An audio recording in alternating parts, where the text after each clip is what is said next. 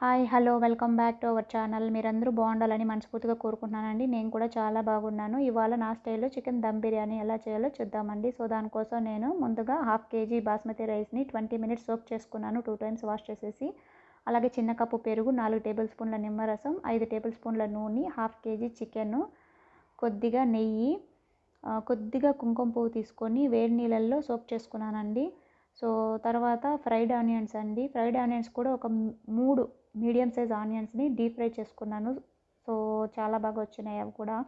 తర్వాత కొద్దిగా కొత్తిమీర, కొద్దిగా పుదీనా తీసుకున్నాను.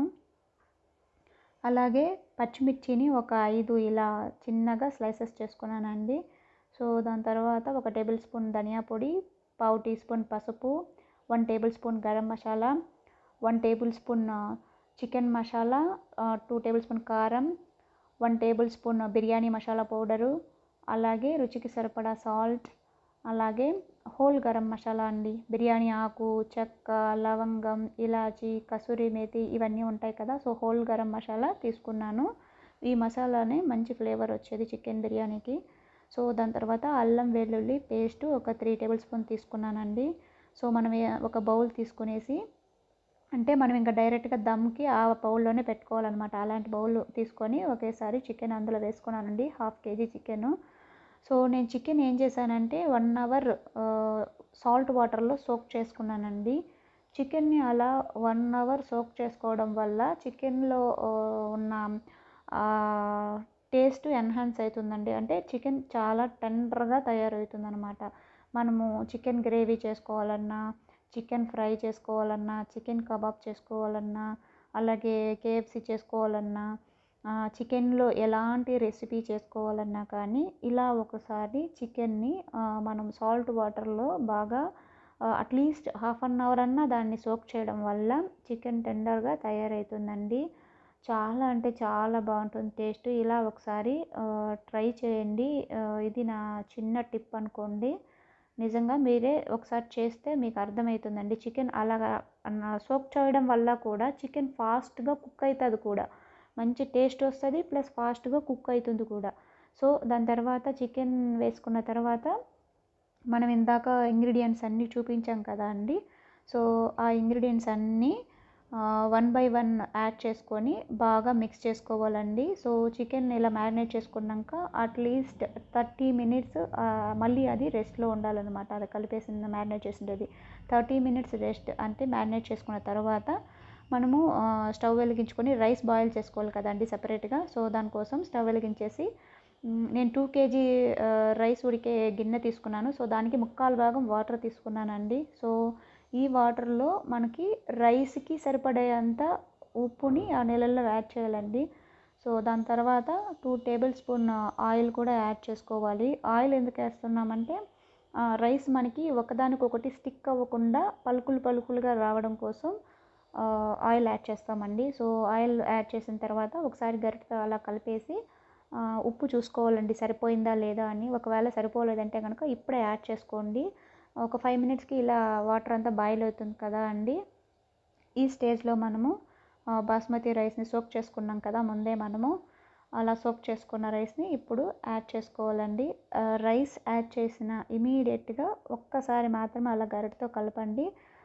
అలా కలిపితే పలుకులు పలుకులుగా రైస్ బాగా ఉడుకుతుందండి. సో అలా ఒకసారి కలిపేసిన తర్వాత ఒక 5 మినిట్స్కే రైస్ బాగా ఉడకడం స్టార్ట్ అవుతుంది. సో రైస్ ఒక 70% ఉడికిన తర్వాత మనకి తెలుస్తుందండి ఆటోమేటిక్గా రైస్ ఉడికితే. అలా నేను పట్టి చూపిస్తాను చూడండి. సో రైస్ ఇలా తీసుకొని ఇలా నలిపితే మనకు 70% ఉడికింది. ఇప్పుడు ఈ స్టేజ్లో నేను స్టవ్ ఆఫ్ చేసేసాను. స్టవ్ ఆఫ్ చేసేసి ఇందాక మనం చికెన్ మ్యారినేట్ చేసి పెట్టుకున్నాం కదా అండి, 1/2 అవర్ అయిపోయింది. సో ఆ పాత్రలోనే ఈ రైస్ని ఒక లేయర్ సెట్ చేయాలండి. దమ్ చేసుకుంటున్నాం కాబట్టి 70% రైస్ ఉడకాలండి డెఫినెట్గా. సో 70% ఉడికిన తర్వాతనే ఇలా ఒక లేయర్ని రైస్ ఆ చికెన్ మ్యారినేట్ చేసుకునే బౌల్లోకి సెట్ చేసుకోవాలండి. అలా ఒకసారి జస్ట్ ట్యాప్ చేస్తే రైస్ అంతా సెట్ అయిపోతే ఇప్పుడు మనము కొత్తిమీర కొద్దిగా, పుదీనా కొద్దిగా, అలాగే ఫ్రైడ్ ఆనియన్స్ కూడా యాడ్ చేసుకోవాలండి. కొద్దిగా వేసుకోండి. సో దాని తర్వాత ఒక ఫుల్ టేబుల్ స్పూన్ నెయ్యి కూడా యాడ్ చేసుకోవాలి. సో ఇంకా రిమైనింగ్ రైస్ మిగిలింది కదండి, అది ఇంకొక లేయరు ఫుల్ సెట్ చేసేయాలండి. సో రైస్ అంతా అలా వేసేసిన తర్వాత ఫైనల్గా ఒకసారి అలా ట్యాప్ చేసేసి మళ్ళీ కొద్దిగా కొత్తిమీర, కొద్దిగా పుదీనా యాడ్ చేసుకోవాలి, కొద్దిగా ఫ్రైడ్ ఆనియన్స్ని యాడ్ చేసుకోవాలి, అలాగే 1 టేబుల్ స్పూన్ ఫుల్ గీని యాడ్ చేసుకోవాలండి.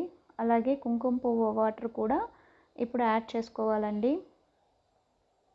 ఈ ఈ వాటర్ చాలా టేస్ట్ని ఇస్తుందండి బిర్యానీకి.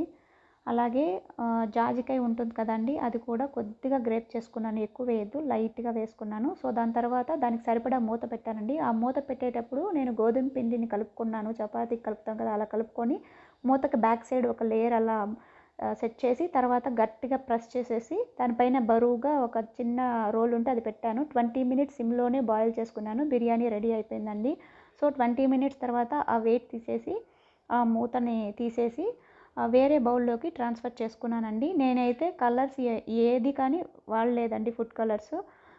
ఇది చూడ్డానికి కలర్ తక్కువగా ఉండొచ్చు కానీ బిర్యానీ టేస్ట్ మాత్రం చాలా బాగుంటుంది. నేను ఇలాగే చేస్తానండి, మా పిల్లలకి ఇలా చేస్తే చాలా ఇష్టము. సో ఈ బిర్యానీని రైతాలో తింటే సూపర్గా ఉంటుంది. ఒకసారి డెఫినెట్గా ట్రై చేయండి. సో రైతా మీకు ఎవరికన్నా రెసిపీ కావాలనుకుంటే కనుక నేను షార్ట్ వీడియోలో రైతా ఎలా ప్రిపేర్ చేయాలో సింపుల్ అండ్ ఈజీ వేలో చేశానండి, వెళ్ళి ఒకసారి వాచ్ చేయండి. సో అంతేనండి, బిర్యానీ ఇలా నేను ప్లేటింగ్ చేసుకున్నాను ఫైనల్గా. సో అలాగే సైడ్గా నేను ఆనియన్స్ కూడా కట్ చేసుకున్నానండి, చాలా బాగుంటుంది. డెఫినెట్గా ఒకసారి ట్రై చేయండి. Thank you.